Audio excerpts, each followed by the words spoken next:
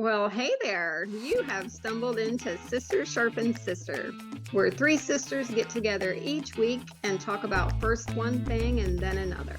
Welcome to another episode of Sister Sharpens Sister. My name is Karen. Shalon is the one leaning out of frame here, and Dee Dee's the green. Today we are tackling food in the 1980s, and we have several different aspects of food that we're going to cover. But we're going to start first with Delina, who's got some of the more popular things that she and I ate as kids. Well, yeah, maybe. And Shalon too. Some of them. Yes. Yeah, Shalon's here at this point. Some of the things we didn't eat, because when Karen and I were growing up, when Shalon was growing up, some things that our mother didn't use, our mother never used, like hamburger helper or anything like that. She didn't, no. But one thing she did feed us occasionally were sloppy joes. Yes. Yeah. And those are something that was popular.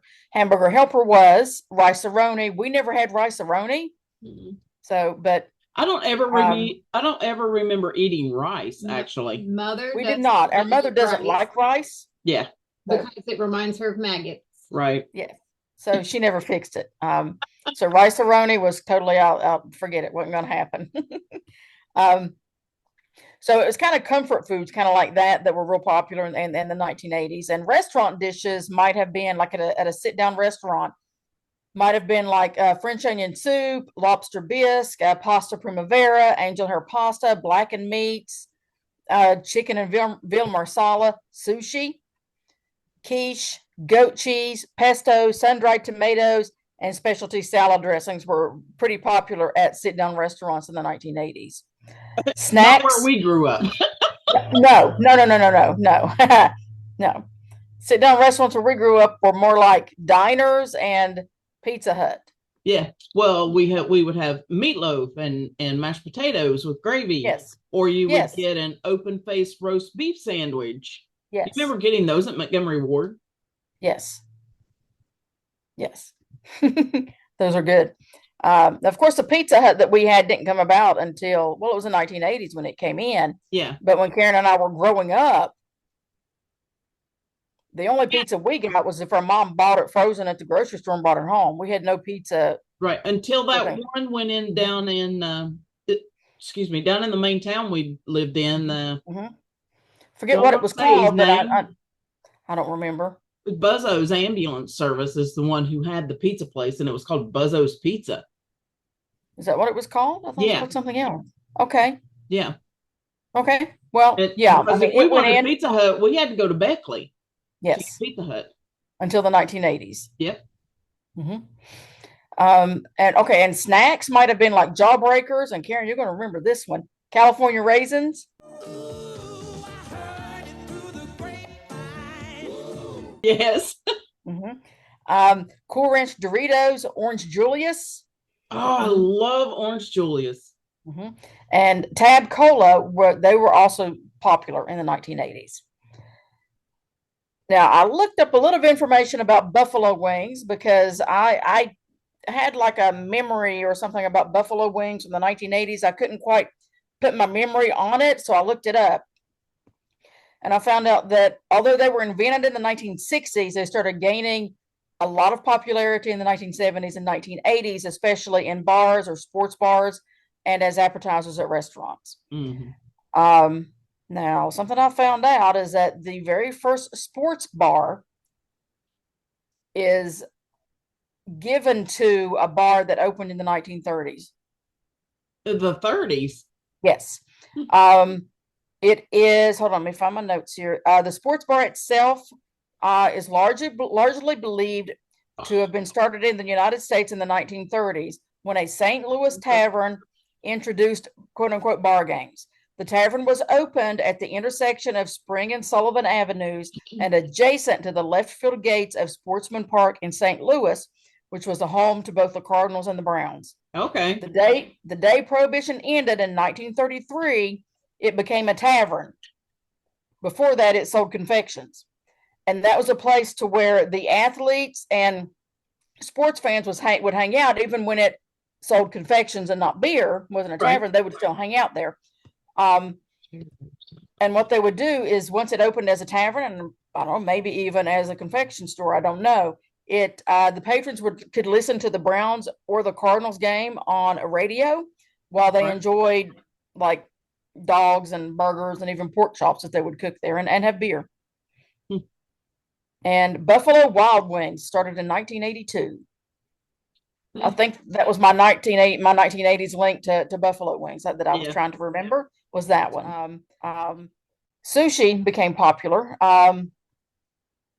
Some reasons given as to why is because of the popularity of the 1980s TV series Shogun.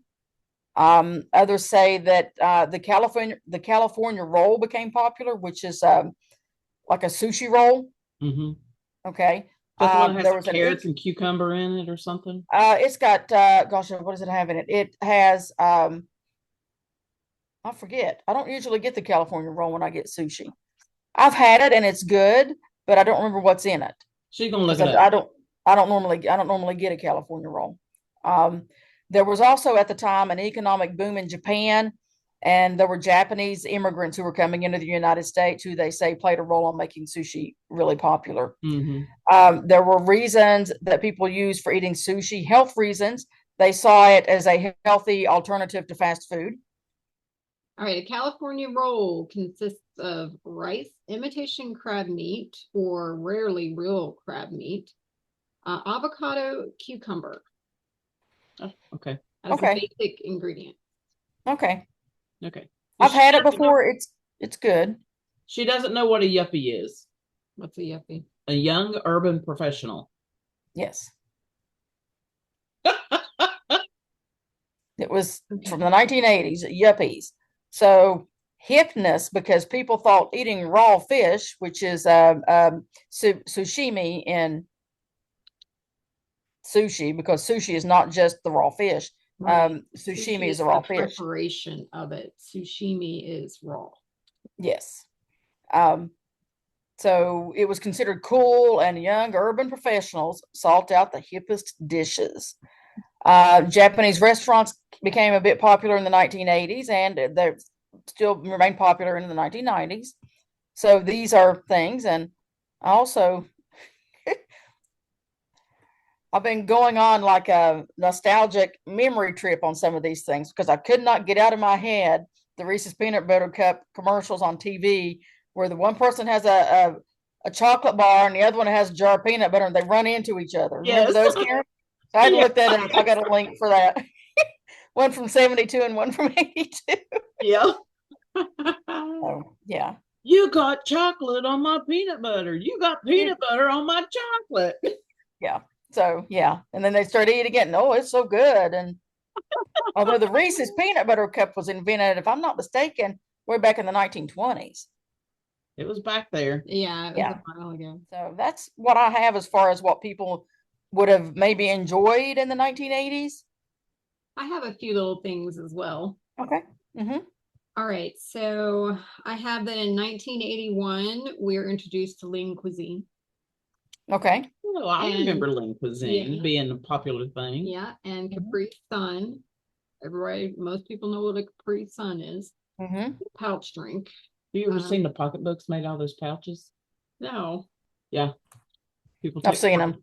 And make pocketbooks out of the pouches. Yeah. All right. Let's see. 1983 brought us fruit roll-ups and nerds. Nerds. Oh, wait. 1982 was the introduction of Diet Coke. Oh. Okay. I feel like I thought it was before then. No, they had other diet drinks. Coca-Cola Company had other diet drinks before they brought in Diet Coke, which was the first one to have the Coke name. And I forget ever how many years, ever since Coke was invented. Yeah.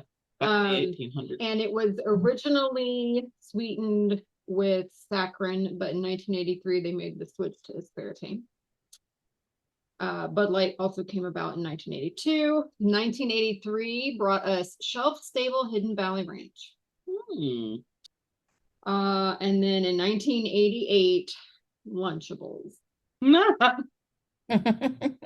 Which I remember a lot of being a kid and having to every now and then bring lunch to school or whatever. Mhm. Mother Mhm. always let me make that decision. She's like, do you want money for lunch at school or do you want to bring your lunch? Mhm. So, Yeah, well, my kids are 90s kids, so they have fond memories of Lunchables. of Lunchables, yeah. Yeah. Yeah. Mhm. Yeah. They now I rarely let my kids have a Lunchable Right. because they're not the best. I didn't really find anything that were like fun tidbits. Mhm. You found a couple funny things. Well, I did, but I mean, like some of the weirdest food laws in America. Okay. Okay. Mhm. You have to eat fried chicken with your hands in Gainesville, Georgia. That they Okay. actually made that a city ordinance in 1961 with your hands. And I think it was 2009. I didn't write it down, but I will provide a link to where I found this information. 2004, 2009, the sheriff of Gainesville actually arrested like a 88-year-old woman because she was eating her fried chicken with a fork. You know, they took her off to jail and then brought her back. You paid for her meal and all that good stuff.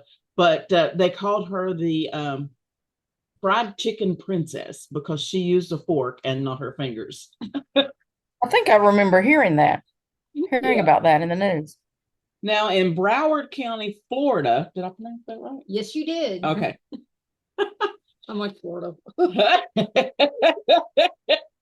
They won't let food vendors dress provocatively, mobile food vendors, because those that are dressed in bikinis and G-strings are considered a traffic hazard. That's Broward County. That's not, Yeah. I mean, you go to the Keys. Well, I mean, the Keys is almost its own completely different thing, right? Mhm. In Wyoming, it is illegal to fish with a firearm. Don't shoot your fish. Yeah. Only real butter is allowed in Wisconsin state prison unless the prisoner's doctor has stated for medical reasons that they have to have margarine. Wisconsin butter. Yeah. I can Dairy see state. Mhm. In West Virginia, it's illegal to take roadkill home and actually eat it. Isn't that funny? It is. I find that so funny. And in Tennessee, it's illegal to catch a fish with anything other than a rod and reel. Okay. And the thing that caught my eye about Tennessee was that it said you cannot lasso a fish in Tennessee. I'd pay good money to see somebody do that.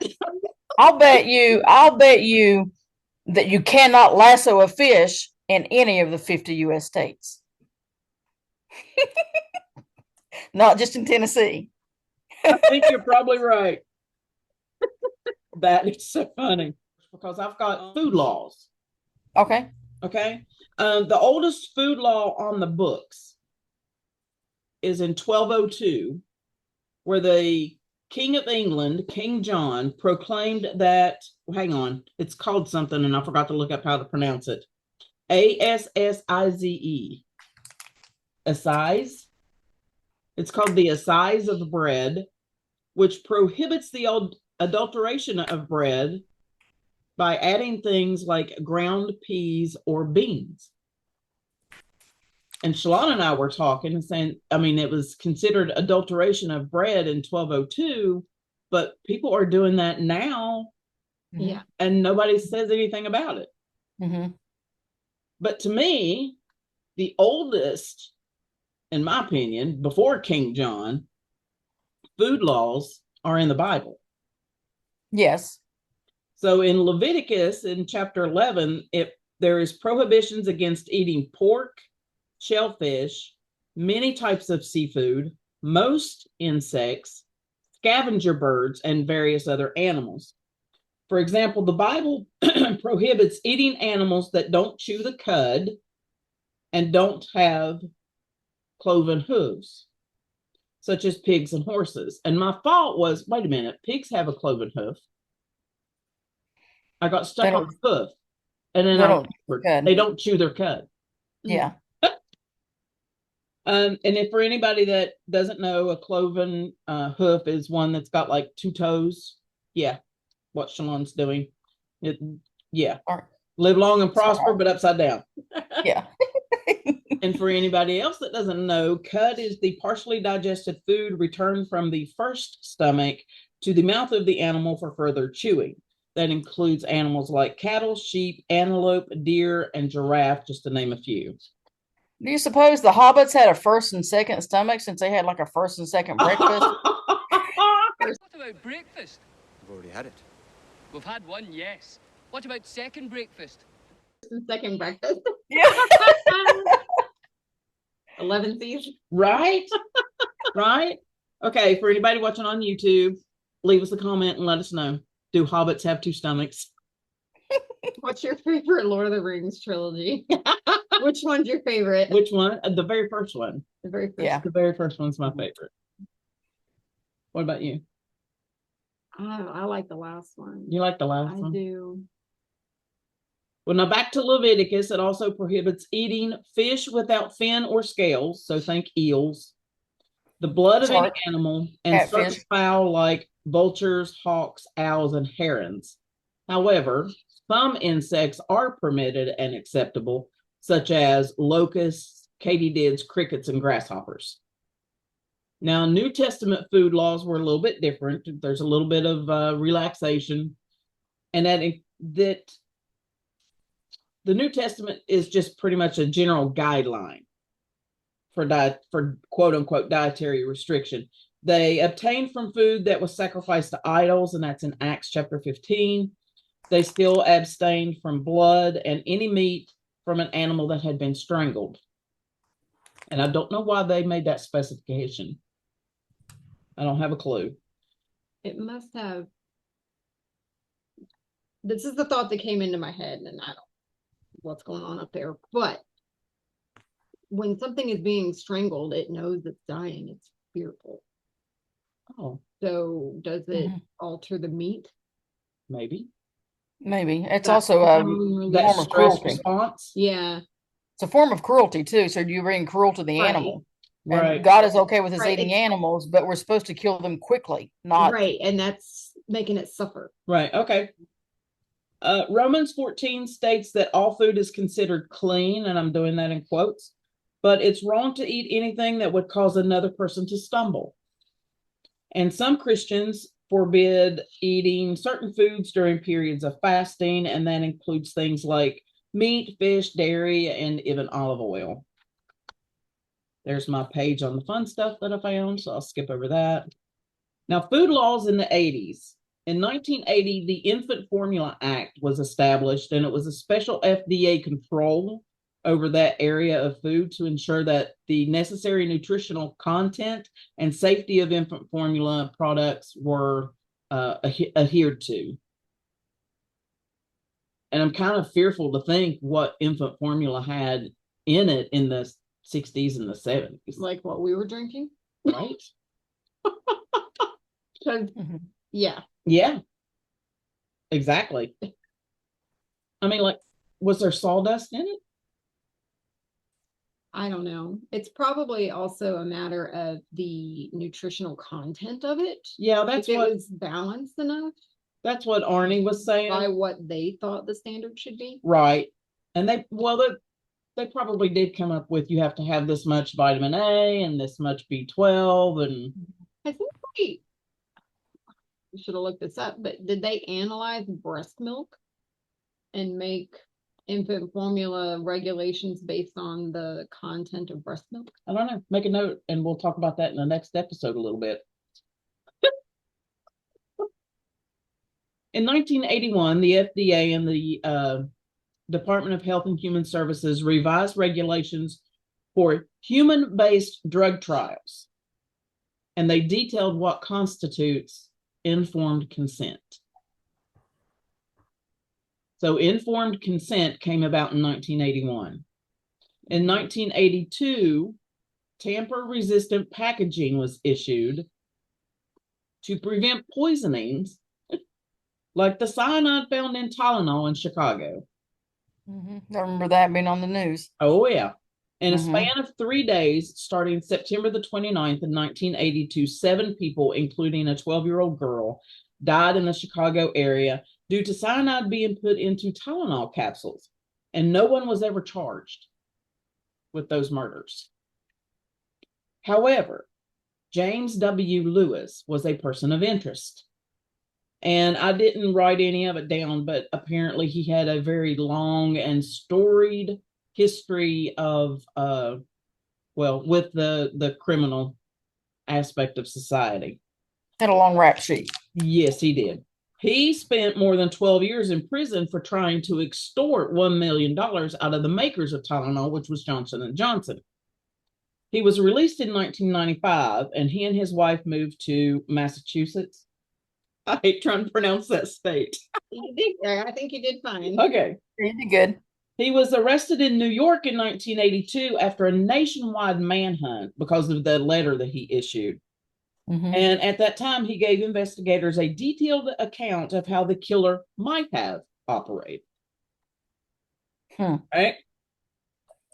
He later admitted to sending the extortion letter, but always denied any involvement in the poisonings. A nurse in Chicago that was working in the emergency room when these people came in, her name was Helen Jensen, was the first to figure out that the medication had been tampered with because she noticed that every patient that come in had taken Tylenol. And when she mentioned it to the investigators, they just poo-pooed her. Oh, you don't, of course, anything. 1982, you're a woman. You don't know anything. You don't have critical thinking skills. Excuse me, she's a nurse. Yeah, right. They didn't take that into consideration. You know, they were just listening to the doctors. But she was proven correct the very next day. Now, in an interview in 2023, they interviewed her after Mr. Lewis had passed away at home. She said she was glad to see it all come to an end before her own death because she always felt that Lewis was the killer and that his death provided some modicum of closure. She said, Lewis changed, and this is a quote, Lewis changed the world because of what he did. We lost our innocence. We've become less trusting of everyone. We blame it all on him. He was a terrorist, and we've suffered because of it. And she is correct. She is. I agree with her. Yeah. But there was that little thick bit about Tylenol, if anybody didn't know. Now, in 1989, the FDA issues a recall of all over-the-counter dietary supplements containing more than 100 milligrams of L-tryptophan, and that is a manufactured amino acid. And they did that recall because there was a clear link between the consumption of L-tryptophan with the U.S. outbreak of something called eosinophilia myalgia syndrome, EMS. It doesn't stand for emergency medical services in this instance. It's characterized by fatigue, shortness of breath, muscle pain, and skin rash. And it's a very rare condition that causes your white blood cells, which are called eosinophils, to collect in blood and tissue. They just kind of hang out there. They don't flow through your blood. It is possible to develop this condition without the consumption of L-tryptophan. But the outbreak in 1989 caused 37 deaths and over 1,500 people were affected. So due to changes in supplement regulation in 1994, products containing L-tryptophan are now available on the market. And most of the 37 deaths were women. Now, I could not find exactly how many of the 37 were women, but because women comprise most of the percentage of people that have autoimmune disorders, that makes sense to me because this was triggered. This is an autoimmune response. Right. Statistically, women account for 80% of diagnosed chronic autoimmune diseases.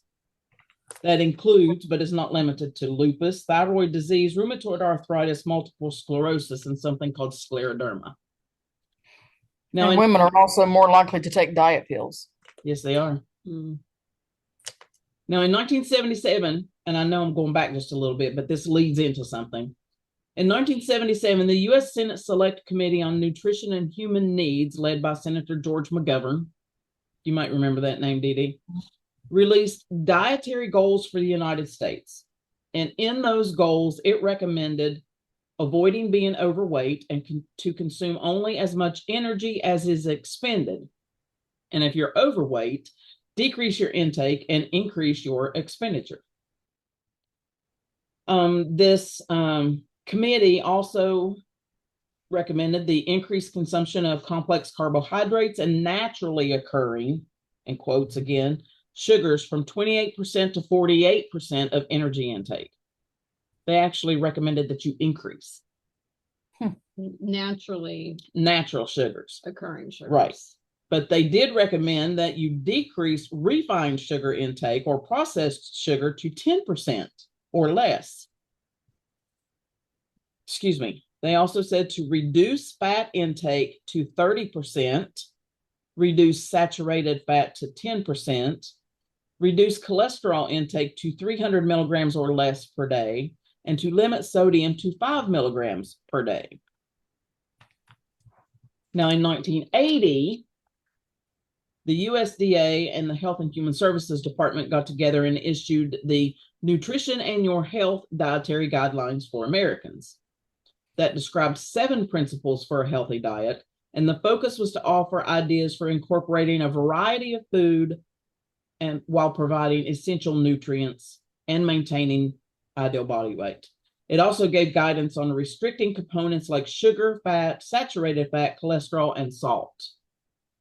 Both the dietary goals and the first dietary guidelines for Americans were different from previous dietary recommendations and reflected the evolving scientific evidence that was coming out at the time. And it changed the historical focus on adequate nutrition to identify the impact of diet on chronic illness and disease. And this is when they're starting to pay more attention to that. I also find it ironic that ancient Romans and ancient Greeks were doing this already. And it was in the 70s and 80s before modern society in America started doing it. The recommendations, like from all the government, were met with controversy, and some groups and individuals just did not like it. And that led to the use of an external advisory committee. And after the 1980 dietary guidelines came out, Congress directed the USDA and Health and Human Services to convene a federal advisory committee to seek outside scientific expert advice prior to the departments developing the next edition of the dietary guidelines. So that team of experts was made up of scientists from outside the federal sector, and they helped to develop the 1985 edition of Nutrition and Your Health. And there were few changes from the 1980 edition, but however, it was much less debated, simply because they had the outside perspective. In 1989, another outside committee was convened to review the 1985 edition. And there were, again, very few changes. And in 1990, the edition promoted enjoyable and healthful eating through variety, moderation, rather than restriction. Now, each advisory committee had been tasked with reviewing nutrition science, public comment and review, and preparing reports to advise the federal government. And all of that was to say that food recommendations used to coming directly from the government are switched to outside committees. But to me, I think that allows for more opportunity to have a direct influence on what the government is going to recommend, because companies can get to an individual better than they can somebody in the government. Does that make sense? It's easier to get to somebody that they're just pulling off the street that's a scientist at, I don't know, the ABC health department, and influence them with money to make a recommendation to the government for their product. Right. Well, I understand where you're coming from with that. But I mean, you're not gonna eliminate corruption. It's always gonna be there. The best we can hope for is to control it. Right. That's Yeah. it. And lobbying, in my opinion, needs to just stop. I've thought that since I was in high school. That's saying ever since I started learning more about the government. Yep. I'm gonna start to learn more about it in American history. Yep. Yeah. Now, here's some notable farming events that happened in the 80s. And Delana, you're probably going to remember some of these. 1981 and 1983, there were a lot of farm foreclosures, especially in the Midwest. And they were so dramatic that farmers were even taking their lives because they were losing farms that had been in their family for generations, like Right. over 100 years. And even bankers, because the foreclosure on the farms meant that people didn't have money to put into the banks, and banks were having problems. So they were also committing suicide. But by 1985, things had started to look a little more optimistic, and the Food Security Act of 1985 lowered government farm support, promoted exports, and set up the Conservation Reserve Program, which retired 30 million acres by 1989. That's a little suspicious to me. Railroad and trucking industries were also deregulated, and biotechnology was becoming a viable way to improve crops and livestock. I read that as GMO. It is. In 1989, a World Health Organization study group recommended the following guidelines for dietary nutrition. Total fat of 15 to 30%. Saturated fat, 10% or less. Polyunsaturated fat, 3 to 7%. Total cholesterol, 55 to 75%. Protein, 10 to 15%. Cholesterol, less than 300 milligrams per day. Sodium, less than 6 milligrams per day.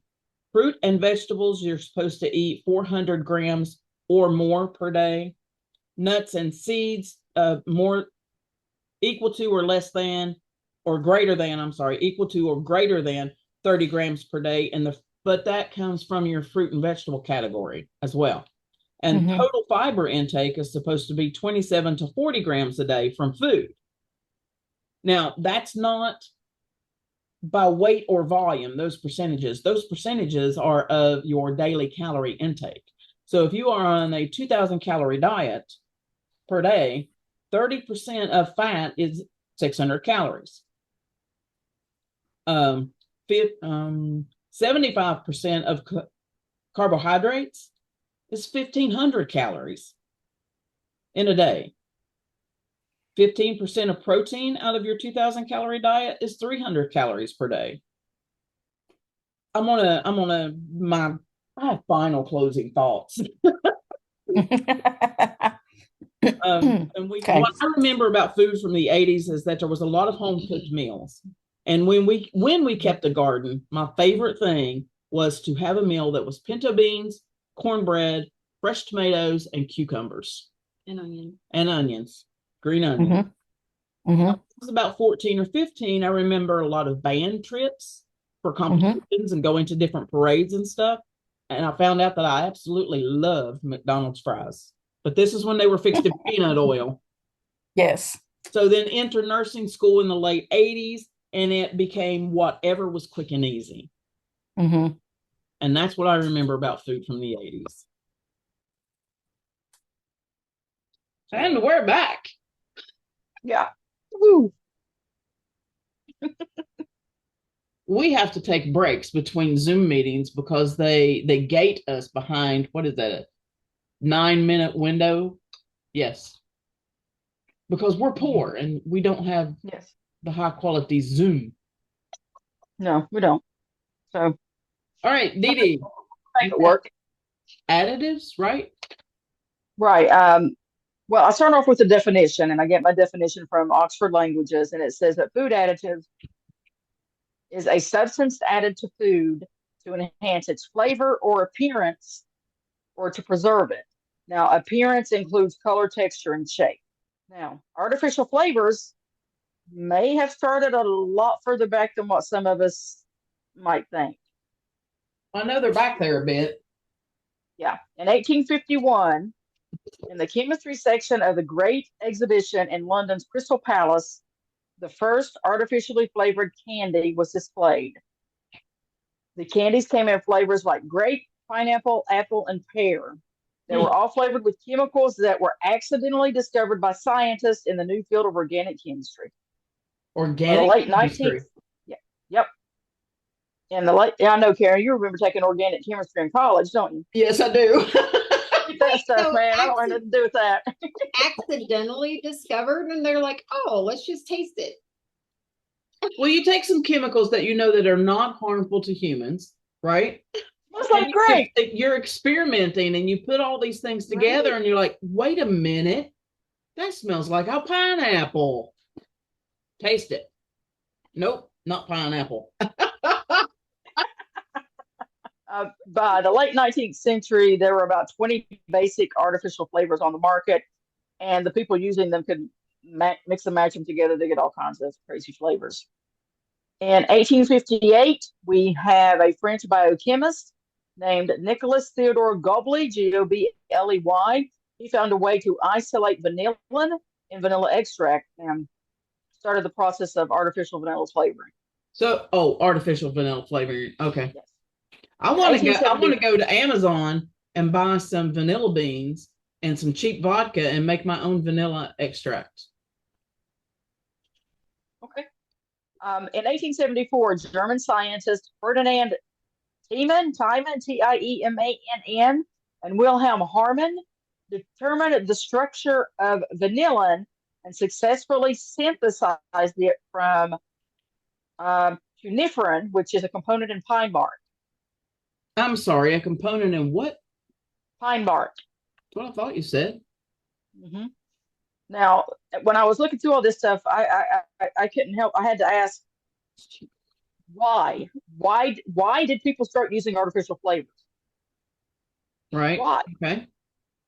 So I looked it up, and a few reasons came up as cost, because artificial flavors are often less expensive than natural flavors, which can be expensive and difficult to extract.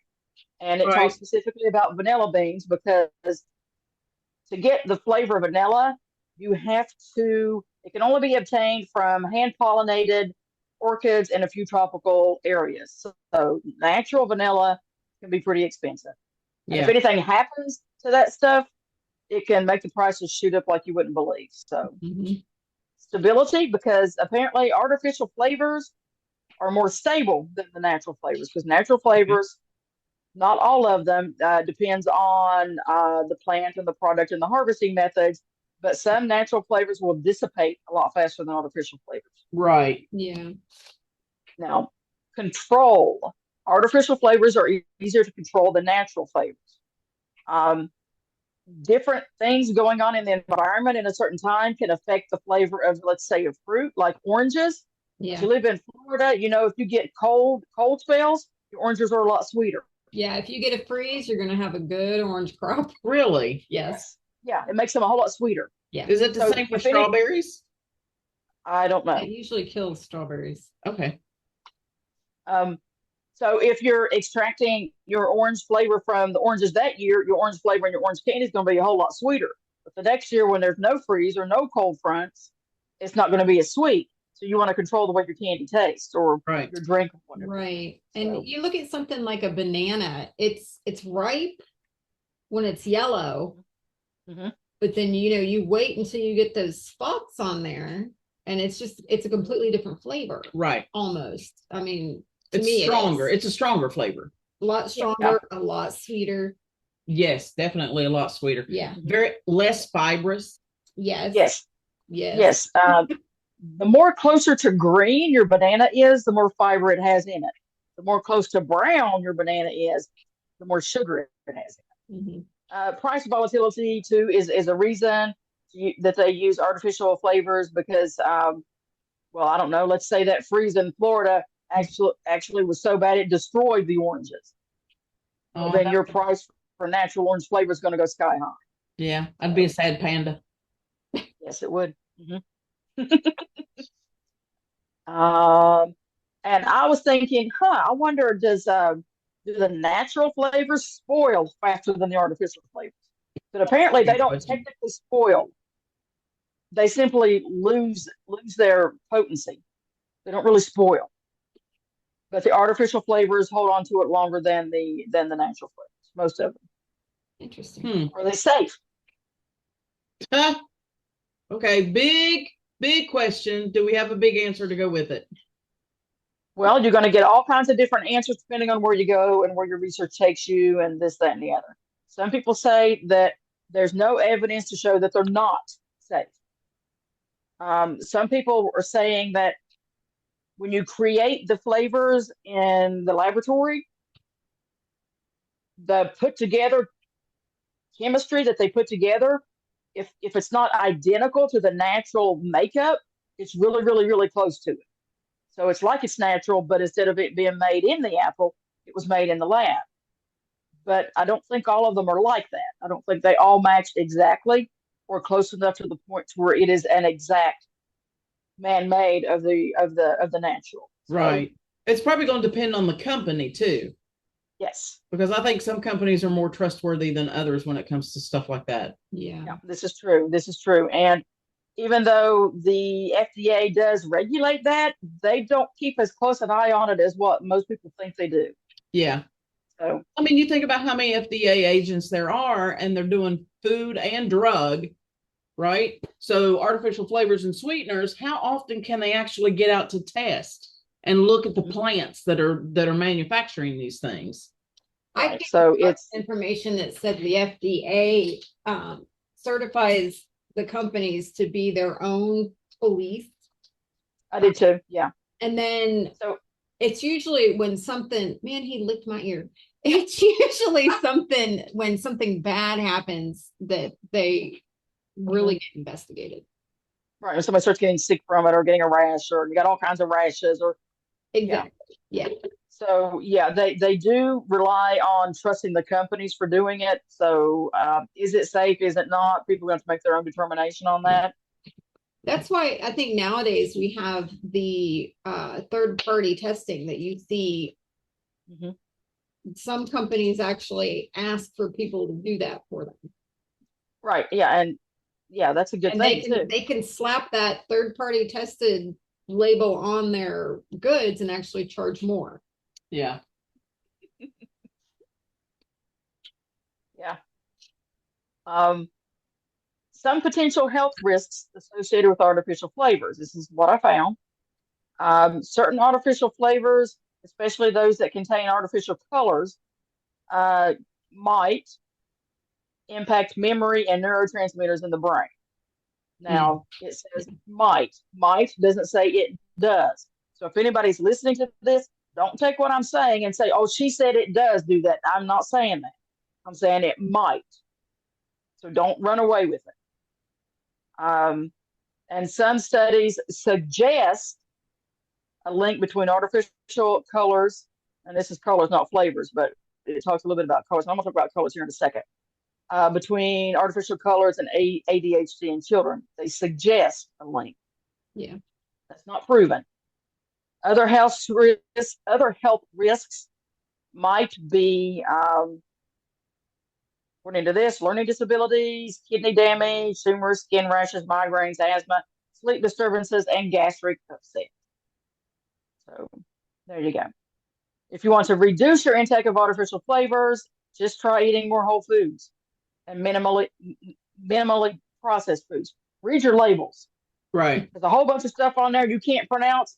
Probably something you don't want to eat if you're trying to get rid of artificial stuff. You also need to be aware that some of the artificial stuff has different names. Because Splenda, for example, is the brand name for sucralose, which is an artificial sweetener. So you may be thinking, oh, I'm never going to eat Splenda again for whatever reason that you may have. But then you read the ingredients on something and it's sucralose, you're like, oh, well, that's not Splenda, but yet it is. Choose water, drink water, or if you're going to flavor your water, put your own fruit and vegetables and cucumbers in it, do it yourself. You were talking about the number of ingredients in a package. You know, if Yeah, it's just a lot of read- ingredients, then you shouldn't do it. There's this Yeah, if it's got a thing whole- that went across TikTok, and it's called the 50 brain cell challenge.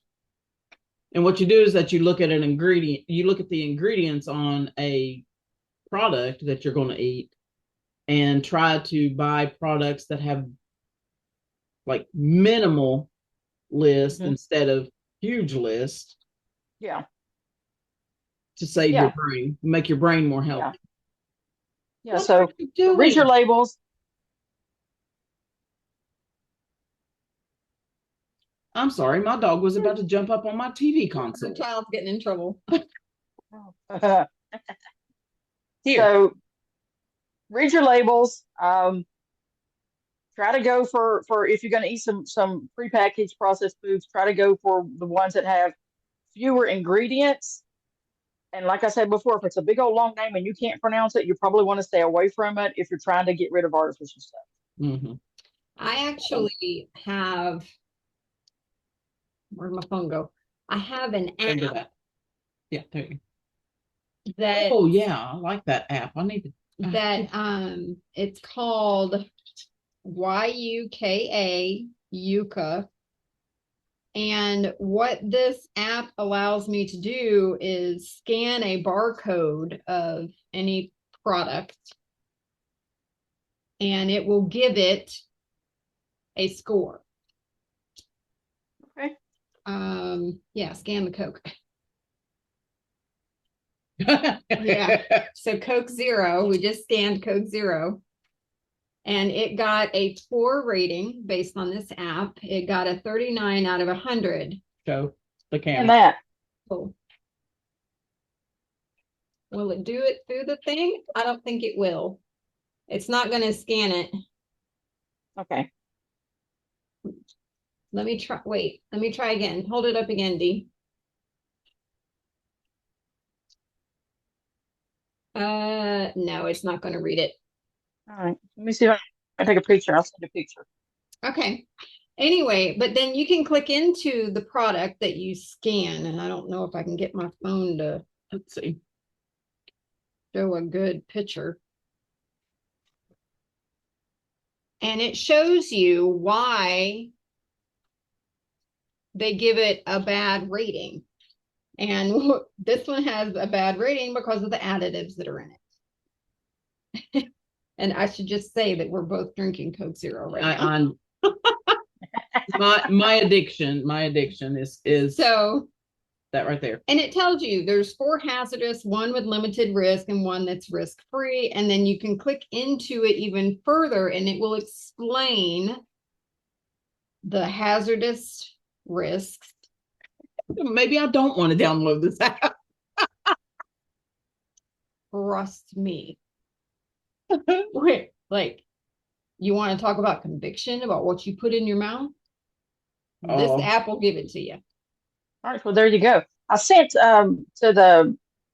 I got it. Okay, let's see if I can scan it off of that. Oh, it did it. It gave it a 30%. But okay, so here's the thing: the Coke Zero got a bad rating because of the additives. This has a bad rating because of the calories versus the sugars and stuff like that. Right. So well, also do give you a rating on the nutrition content. Right. That's this, and I use them when I have low blood sugar. So that sugar content I need. So right. It says it has too many calories and that it's too sweet, is what it says. Well, I mean, when your blood sugar's low, you're not really caring about calories, and the sweetness is what you need. So that's why I have it. Exactly. But it is an interesting app if you are brave enough to download it and actually scan everything that you put in your grocery cart. Woo. Yeah. Okay. Yeah, it looks the app emblem looks like a little carrot. Can you see it? Where's it at? No, you can't see it. We'll put a link for Android and Apple in the on YouTube. I post like clips if I can. I'll either put them between us talking or it'll be on the screen somewhere. But talking about food additives like Dee is, and really wanting to know what's in your food, that is an app that I've come across that several girls, several moms that I know have used because of that. And they also will give a rating on like your shampoo and your conditioner, your toothpaste, the sunscreen, all of that stuff. Yeah, don't scan Pop-Tarts.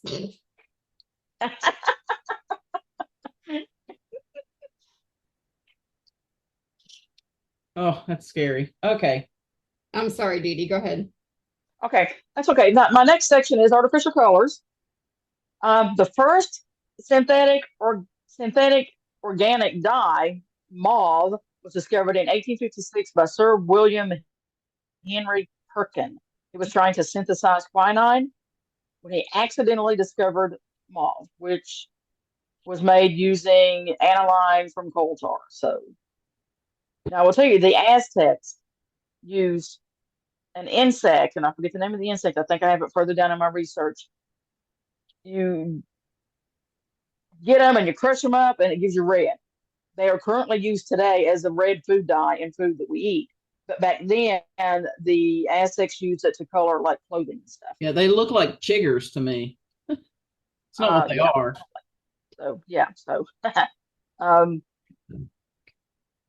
Let me go. similar dyes were soon discovered and quickly used to color foods, drugs, and cosmetics. What year was this? 1856. By the turn of the century, unmonitored color additives were common in many popular foods in the United States and Europe, including ketchup, mustard, jellies, and wine. Many of the natural additives used for centuries before synthetic ingredients were created. They contained poisonous substances like arsenic, mercury, and copper. Yeah, I was getting ready to say we could probably do a whole episode on cosmetics. Yes. Now, those concerns led to the beginning of federal oversight of color additives in the 1880s and the passage of the Food and Drug Act of 1906, which prohibited the use of poisonous colors in confectionaries. Today, color additives used in foods, drugs, cosmetics, and medical devices must comply with FDA regulations. Most artificially colored foods are colored with synthetic petroleum-based chemicals called dyes that do not occur in nature, because food dyes are used almost solely in foods of low nutritional value like candy, soft drinks, gelatin, desserts, and things like that. A good rule of thumb is simply to avoid all of those if you're going to avoid artificial colors. If you see the term lake on the food label, I'm saying to avoid it, because that's a technical term for the water insoluble form of a dye often used in fatty foods with low moisture, or in fatty foods and low moisture foods. Say it again. You see lake, LAKE. That's what they have. I didn't do any further research on that. I mean, I had so much already. I forgot to go back and see exactly what that means. Okay. So I didn't go back and look into that. I meant to, but I never got back to it. It's saying that if you see that as an ingredient, don't. And if you're trying to get rid of artificial colors, don't eat it. Yeah. All right. Or drink it. Some foods are artificially colored with natural substances such as beta carotene. So it's a natural substance, but it does not occur naturally in the food that they put it in. So they add it in. But just because it's natural, it doesn't mean that it's not going to be entirely safe, because some people can have allergic reactions to things, even though they're natural. Some people have allergies to peanuts, not because of the color, but because they're allergic to peanuts. Just because it's natural does not mean it's going to be good for you. Are they safe? If they're made from petroleum, I'm going to say no, even without doing any research or looking up anything. If it's made from, I'm going to say no. Consuming too much food dye containing contaminants could pose a health risk. With the exception of Red 3, there is currently no convincing evidence that artificial food dyes cause cancer. So Red 3 is the one that they determined caused cancer. Apparently so, yeah. Okay, MSG is something that's added to foods in the United States sometimes, and enhances the flavors of savory dishes. artificial food colors, they would improve the appearance of candies and condiments and things like that. Yeah, I can't Sodium eat nitrate, MSG. huh? I cannot eat MSG. Like Chick-fil-A, Mhm. their chicken has MSG in it. I can Okay. only have Chick-fil-A like once every 2 months. Okay. And it's the same thing with Chinese food. A lot of Chinese places use MSG, Uh-huh. and it gives me headaches. I swell, my joints ache. I hear you. Yeah. Sodium nitrate is a salt used in meats to preserve color and flavor, but it is considered a carcinogenic substance. Yeah, so if you're shopping, you need to look for the ones that are what nitrate and nitrite free. Is that right? Mm-hmm. High fructose corn syrup, it's a sweetener. It is made from corn, but try to stay away from it. Sugar substitutes, some of them are, although they were claimed to have been safe, there've been further studies on them over the years that they're now saying, maybe not, maybe not. So be careful with those. Stevia is the only other naturally occurring thing other than like honey and monk fruit. Mm-hmm. For, I like honey a lot. yeah, I use honey in my tea. I do too. Love honey in the tea. Artificial food preservatives slows down decomposition, extends the shelf life. So Twinkies started adding all that stuff to extend their shelf life. We learned that a little while back. Yeah. It maintains the quality, like it keeps the color from fading and stuff like that. Yeah. It can improve nutritional quality, meaning the preservatives can help the food maintain the nutritional quality. And I looked up a little bit of information on when did artificial food preservatives start. Okay. What'd you And get? what I got was that humans actually started preserving food a long time ago using salt, smoke, vinegar, and things like that. Right. Even as far back into ancient Egypt around 1500 BC, Egyptians, as far as coloring foods, Egyptians used saffron to color food, and the Romans added alum, ALUM, to bread to make it whiter. Salt was likely the first deliberate preservative used because it dehydrates to limit bacterial growth. Smoked meat would also contain phenols and other chemicals that delay spoilage. So even a very long time ago, people were doing this to their foods. The use of preservatives other than traditional oils, salts, and paints began in the early 19th century, but didn't become a widespread until the 20th century. The introduction of ultra-processed foods in the second half of the 20th century led to the introduction of many new additives, both natural and artificial. Ultra-processed foods. The term ultra-processed food first appeared in the 1980s to describe highly processed convenience foods and snacks that are often high in energy, low in nutrients, and contain synthetic additives. The consumption of the ultra-processed foods has grown rapidly over the past 60 years due to a revolution in food service and modern grocery retailing. The shift began in high-income countries, and now it can be found all over the place.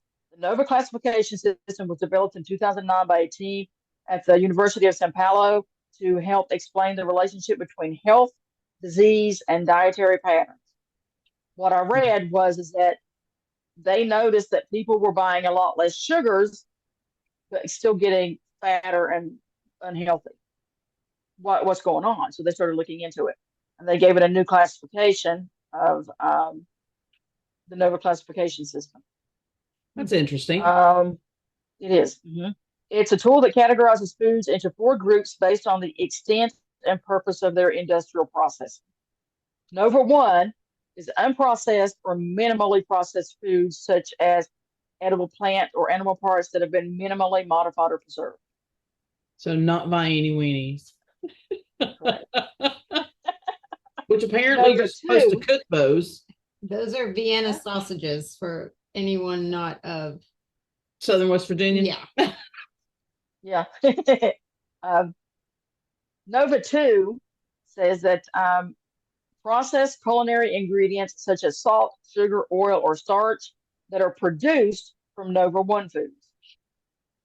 NOVA 3 processed foods such as canned vegetables, cured meats, or freshly baked breads that are made by combining Nova 1 and Nova 2 foods. Nova 4, ultra-processed foods such as ready-to-eat products that are mostly or entirely made from food substances and additive with little to no connection to Nova 1 food. So get the option. Huh? What? I'm sorry, what? What'd you say? I want you to tell me the names of the fellas on the St. Louis team. I'm telling you, who's on first, what's on second, I don't know who's on third. Do you know the fellas' names? Yes. Well, then who's playing first? Yes. I mean the fellow's name on first base. Who? The fellow playing first base for St. Louis. Who? The guy on first base. Who is on first? We're going back and forth. Huh? What? And then you said something and it went, woo. Yeah. I said, huh? And then you said, what? So we're going back and forth. What? Huh? I just have a little bit of information on serving size increases because Okay. what I put in for my research was serving size increases in like restaurant foods, and it kept pulling up McDonald's. And I don't mean to pick on McDonald's. That's not what I'm doing. That's just what came up. I did get a little bit more information other than that, but I was running out of time to do my research. So, Well, Spurlock, Super Size Me, if you've seen that. And that he just died recently. yeah. Restaurant serving sizes in the United States have been increasing since the 1970s, actually since before then, and especially in the 1980s. Some say the increase has been gradual because consumers want larger portions, and others say that supersized portions appeal to the idea of getting more food for less money. Right. However, I remember when the Big Gulp came out. Yes, 1980s. Yep. Yep.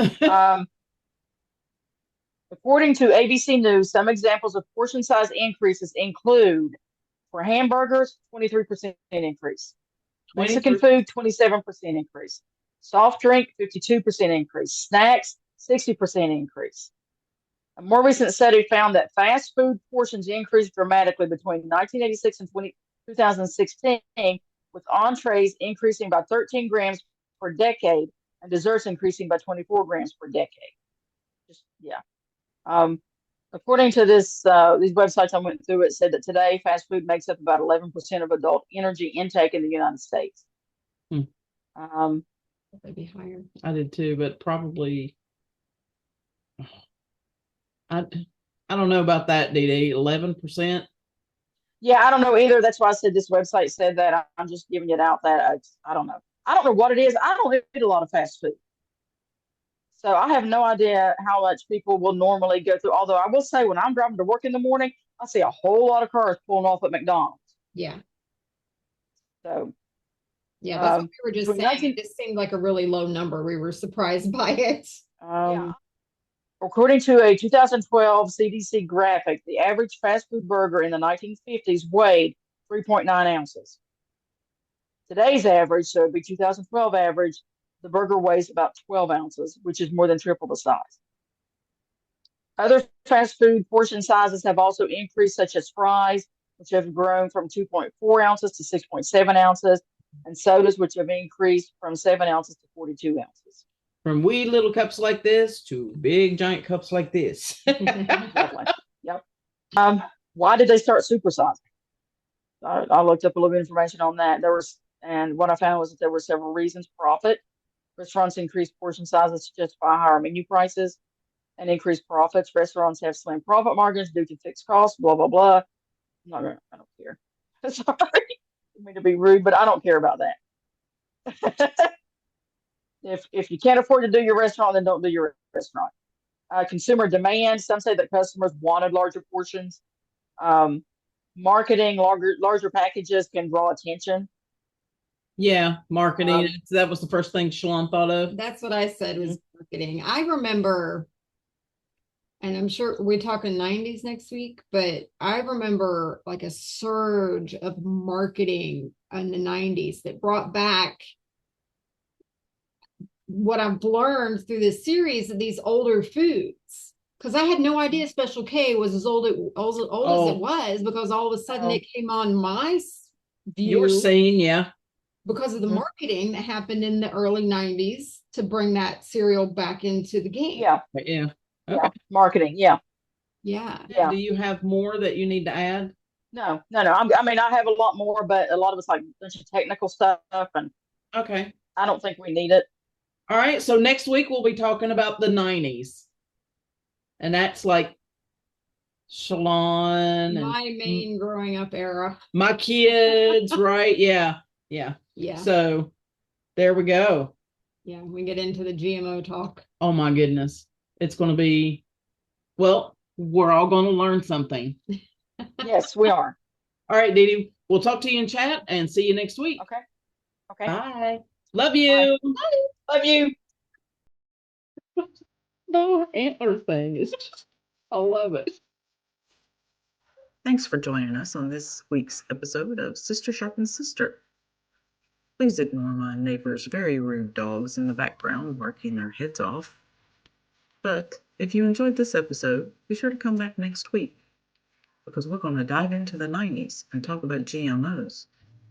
You can find us on Instagram at Sister Sharpens Sister, and you can also find us on Spotify and iHeartRadio. We'll talk to you next week. Bye.